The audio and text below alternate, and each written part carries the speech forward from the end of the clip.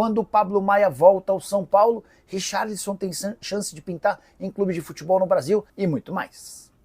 Fala aí pessoal, sou Jorge Nicola, bem-vindos a mais um vídeo do canal, sempre bom ter vocês por aqui, sem perder tempo, só pedir para deixar like, se inscrever no canal e ativar as notificações. Hora de falar sobre o São Paulo, que não poderá jogar em seu estádio caso vá à final da Copa do Brasil e realize a segunda partida como mandante. A segunda final da Copa do Brasil está marcada para 9 de novembro, mas um dia antes, 8 de novembro, o estádio do São Paulo estará alugado para a realização de um show e não há tempo hábil para desmontagem de toda a estrutura e para receber essa partida. Diante disso, São Paulo já sabe que, se for a final, vai ter de torcer para fazer o primeiro jogo como mandante no Morumbi, para que possa atuar como visitante na partida de volta. Vi muita contestação de torcedores do São Paulo em relação a essa decisão, mas é preciso lembrar também que o tricolor passa por enormes dificuldades financeiras.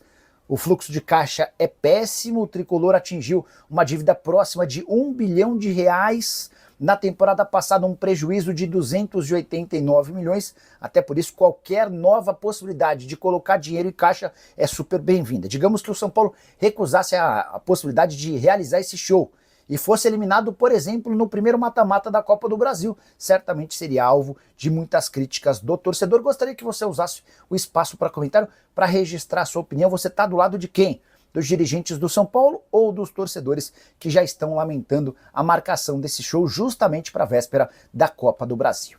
Hora de falar sobre o São Paulo, mais especificamente de Pablo Maia. O volante de 23 anos de idade que chegou a passar por cirurgia no tornozelo já tem data para voltar. A previsão é de que seu retorno só aconteceria depois da pausa no futebol brasileiro por conta do Super Mundial, ou seja, ele só estaria à disposição no segundo semestre. Mas, antes de gravar esse vídeo, conversei com o Júnior Pedroso, representante do Pablo, e ele contou que o jogador está super animado com a possibilidade de retornar bem antes.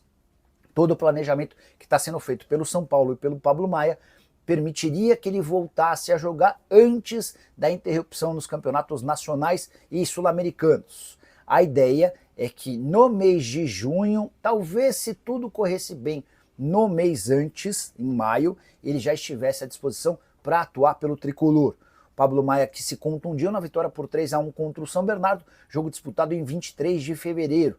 Por causa dessa lesão no tornozelo, que atingiu o ligamento do tornozelo direito, houve a necessidade de uma intervenção cirúrgica, coisa tem corrido muito bem e o Pablo Maia deve ser reforço muito em breve. Hora de falar sobre a dança das cadeiras entre técnicos de futebol. Batemos um recorde, mesmo no Campeonato Brasileiro, que é a liga entre as mais importantes do mundo, que mais demite técnicos, a gente nunca havia assistido à demissão de um técnico logo na primeira rodada.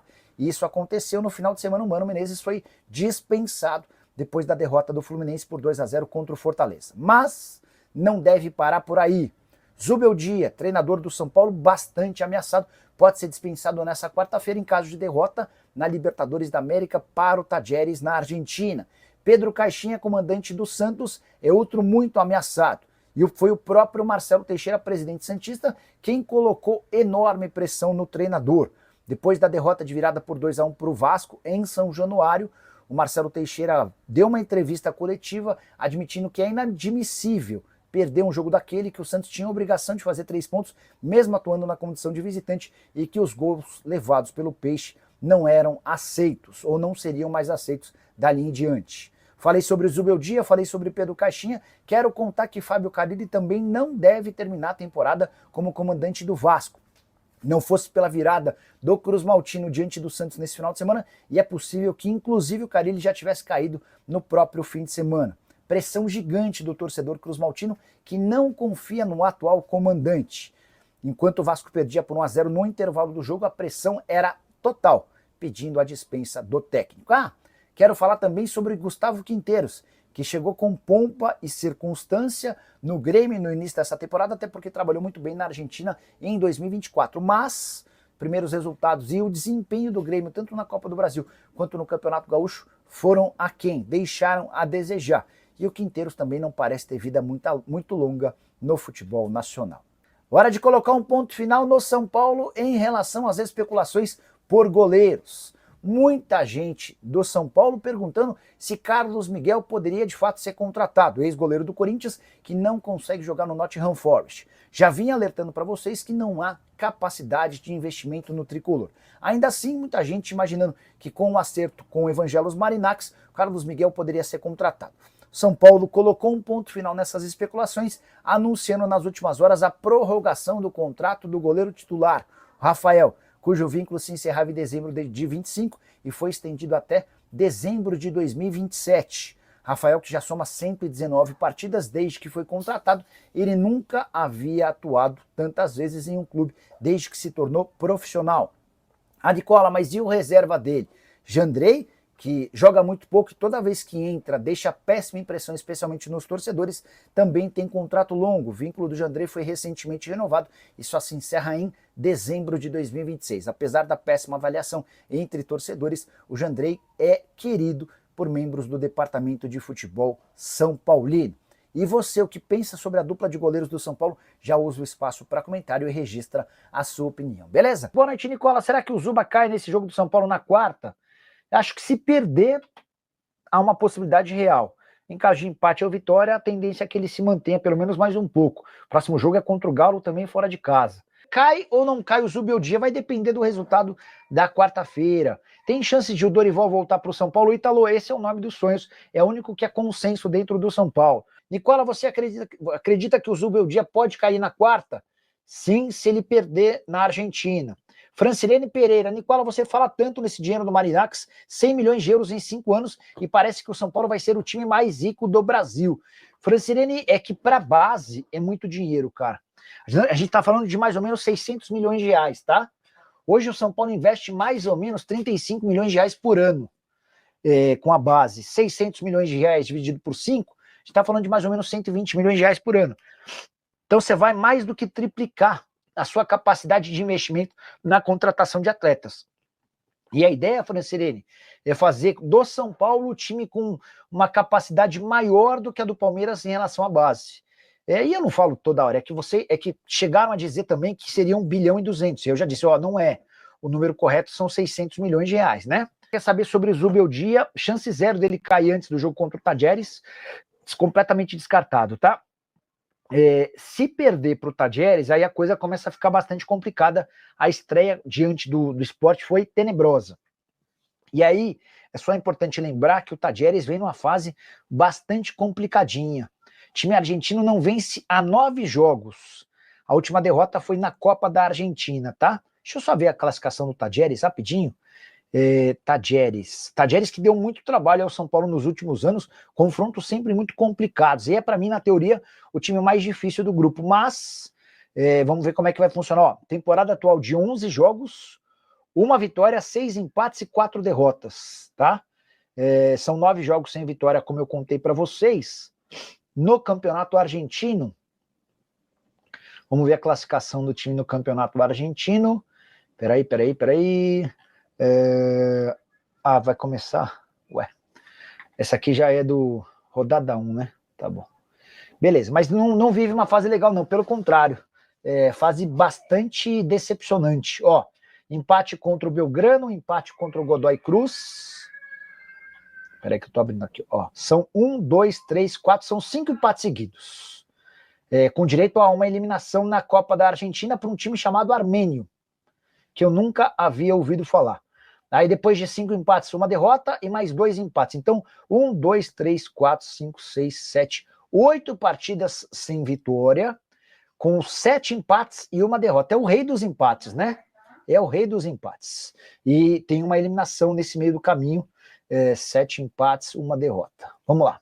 Nicola, você foi inocente sim, no vídeo da manhã, ao achar que os empresários não influenciam na convocação da seleção brasileira. O tema é muito bom, e o Janderson me permite uma oportunidade de falar mais sobre o assunto. Na semana passada, o craque Neto contou lá no programa dele, ou mostrou no programa dele, de quem eram os jogadores convocados para a seleção na última data FIFA. E 9 dos jogadores da seleção que foram chamados são do Giuliano Bertolucci. É um número que chama muito a atenção, especialmente porque depois do Bertolucci, o que mais tem jogadores conta com 3 atletas. A diferença é que o Bertolucci não é que ele é o maior, ele é muito maior do que todos os empresários. E às vezes o jogador nem é dele, mas os empresários procuram o Bertolucci para fazer negócio. Eu não acho que a seleção precise de favores para aceitar intimidações ou recomendações de empresários. Tá? É uma entidade que fatura mais de 1 bilhão por temporada, que tem dívida zero, enfim, mas posso estar sendo inocente, posso estar sendo ingênuo sim, mas eu não acho que faz muito sentido. Agora, em relação a clubes, é muito claro para mim que o Bertolucci tem enorme influência. O São Paulo deve 60 milhões de reais para ele, o Corinthians deve mais 40, são cerca de 500 milhões de reais de dívidas dos clubes brasileiros com o Juliano Bertolucci, tá?